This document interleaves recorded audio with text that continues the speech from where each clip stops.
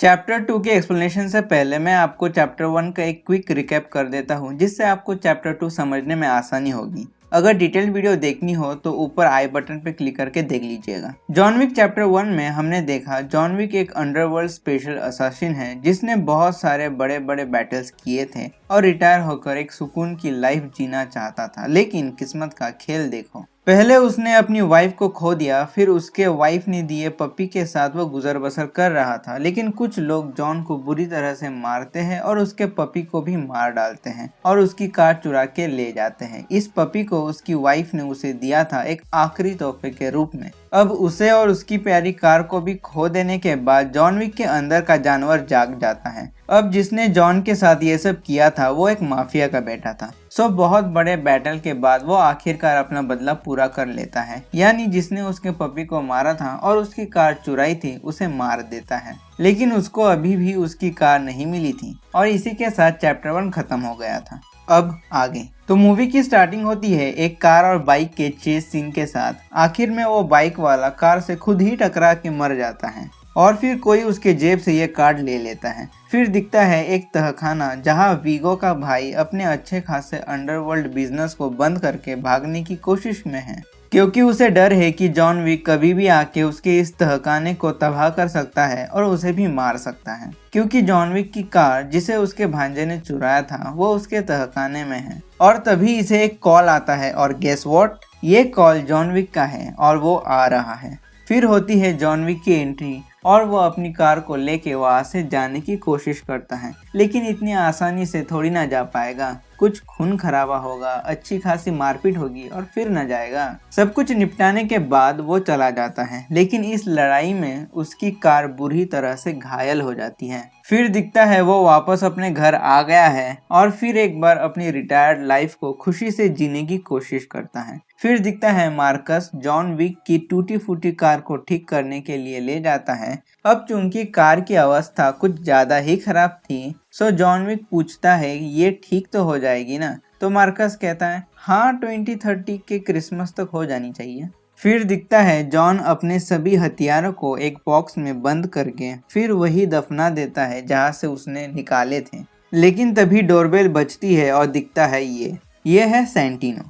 इसने एक बार John Wick के इम्पॉसिबल मिशन में उसकी हेल्प की थी और अगर उस समय इसने जॉन की हेल्प ना की होती तो जॉन अभी जिंदा ना होता। उस टाइम जॉन की हेल्प करने के बदले जॉन ने ये मार्कर सैंटिनो को दिया था, इसमें अपना अंगूठा लगा के। इस मार्कर को किसी को भी देने का मतलब होता है उसे उसके लिए वो जो चाहे वो करना पड़ता है, फिर चाहे उसमें उसकी जान भी क्यों ना चली जाए। जॉन विक उस मार्कर को ठुकरा देता है और कहता है किसी और को ढूंढ लो, लेकिन वो अब कुछ नहीं करने वाला, वो रिटायर हो चुका है। सैंटिनो कहता है इसे ठुकराने का अंजाम जानते हो, लेकिन जॉन कहता है मैं तुम्हारी मदद नहीं कर सकता, मुझे माफ कर दो। फिर सैंटिनो वहां से चला जाता है, लेकिन जाते जाते जॉन का घर जला देता है, लेकिन जॉन और उसका नया साथी बच जाते हैं। फिर वो वहां से फिर कॉन्टिनेंटल होटल में चला जाता है और वहां जाके होटल के मैनेजर यानी इनसे मिलने की रिक्वेस्ट करता है। फिर जॉन उन्हें बताता है सैंटिनो ने उसका घर जला दिया।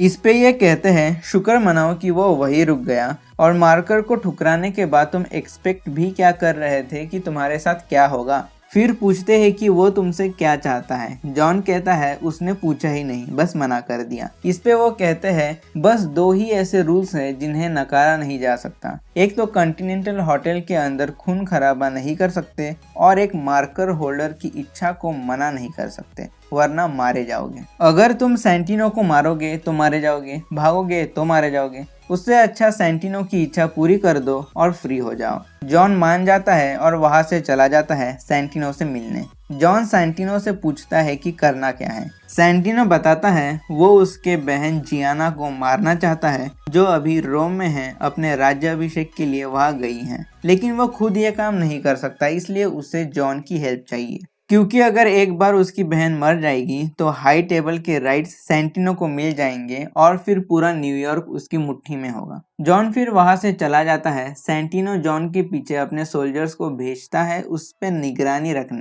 फिर जॉन रोम पहुंच जाता है और वहां के कॉन्टिनेंटल होटल में जाता है और चूंकि कॉन्टिनेंटल होटल से अंडरवर्ल्ड क्रिमिनल्स को वो हर हथियार दिया जाता है जिनकी उन्हें जरूरत हो, सो जॉन विक उनसे अपने लिए कुछ अच्छे औजार लेता है और अपने लिए बुलेट प्रूफ जैकेट भी बनवाता है। फिर जॉन जियाना की चल रही पार्टी में जाता है उसे मारने के लिए। वह ड्रेसिंग रूम में जॉन जियाना से मिलता है तो जियाना कहती है वो जॉन को उसका फ्रेंड मानती है, लेकिन जॉन उसकी मौत बन के आया है, ऐसा क्यों? तो जॉन बताता है उसको जियाना को मारने के लिए सेंटिनो ने सुपारी दी है। ये सुन के जियाना कहती है उसने आज तक उसकी लाइफ उसकी मर्जी के हिसाब से जी है, सो मरेगी भी उसी के हिसाब से। फिर वह अपने दोनों हाथों की नसें काट देती है और पानी में सो जाती हैं और मर जाती हैं। फिर जॉन मार्कर का कर्ज पूरा करने खातिर जियाना का टप से हेडशॉट कर देता है और वहां से चला जाता है। लेकिन इतने बड़े आदमी को मारने के बाद कोई थोड़ी ना आसानी से बच के जा सकता है। जियाना का बॉडीगार्ड केसियन जॉन को देख लेता है और समझ जाता है कि वो यहाँ काम से आया है। फिर दोनों के बीच थोड़ी फाइट होती है और जॉन वहां से भाग जाता है। उसके पीछे बहुत सारे लोग पड़ जाते हैं, लेकिन जॉन तो जॉन ही है, वो सबको मारता हुआ आगे बढ़ता है। फिर उसके पीछे सेंटिनो के लोग भी पड़ जाते हैं, यानी सेंटिनो ने जॉन को डबल क्रॉस किया। सबको मारता हुआ जॉन आगे बढ़ता है, बहुत ही टैक्टिकली जॉन सबको मारता है। फिर रास्ते में उसे केसियन मिलता है, दोनों के बीच फिर से अच्छी खासी फाइट होती है और दोनों लड़ते लड़ते कॉन्टिनेंटल होटल में घुस जाते हैं। और चूंकि यह खून खराबा या किसी को भी मारना मना है तो दोनों को ही रुकना पड़ता है। फिर जॉन और केसियन दोनों बैठ के ड्रिंक कर रहे होते हैं और जॉन उसे सब कुछ बता देता है कि उसे जियाना को क्यों मारना पड़ा, उसके पास और कोई चारा नहीं था। केसियन कहता है वो जॉन की बात समझ रहा है, लेकिन चूंकि उसने उसकी बॉस को मारा है तो उसे भी तो अपना कर्तव्य पूरा करना होगा जॉन को मार के। ये कह के वो वहां से चला जाता है।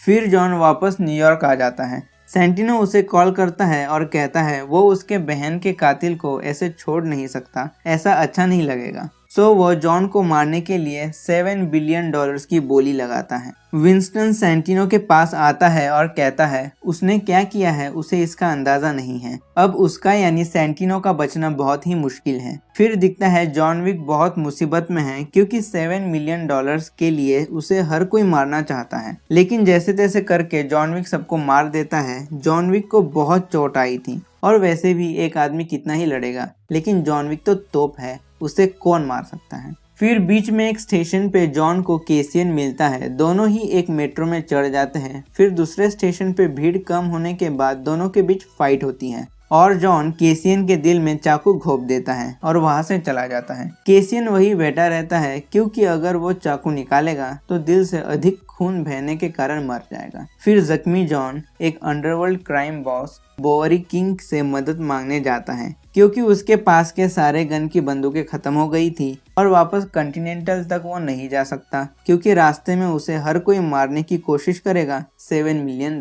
के लिए। जॉन की हिम्मत से प्रसन्न होकर वो बोअरी किंग उसे एक 7 गोलियों वाली बंदूक देते हैं और उसे सेंटिनो तक छोड़ देते हैं। फिर जॉन सेंटिनो को मारने की कोशिश करता है, वह बीच में जो कोई भी आता सबको मार देता। ऐसा करते करते वो एक मिरर वाले रूम में चला जाता है। यहाँ का फाइट सीक्वेंस भी कमाल का था, लेकिन लाख कोशिश करने के बाद भी सेंटिनो वहां से बच के भाग जाता है और कॉन्टिनेंटल होटल में चला जाता है। फिर जॉन भी वहां आता है। जॉन सेंटिनो को देख के बहुत उतावला हो गया था और विंस्टन के लाख मना करने के बाद भी वो सेंटिनो को कॉन्टिनेंटल होटल के अंदर ही मार देता है और वहां से चला जाता है। फिर दूसरे दिन एक जगह विंस्टन जॉन से मिलता है और कहता है उसने कॉन्टिनेंटल ग्राउंड के रूल्स तोड़े हैं और इसके अंजाम से हर किसी को जाना ही पड़ता है। तो जॉन कहता है फिर वो अब तक जिंदा क्यों है? तो इस पे विंस्टन कहते हैं क्योंकि वो ऐसा चाहते हैं और कहता है मैं ज्यादा से ज्यादा तुम्हें 1 घंटा दे सकता हूँ और उसे ये मारकर दे देते हैं। फिर जॉन कहता है उसके सामने जो कोई भी आएगा मारा जाएगा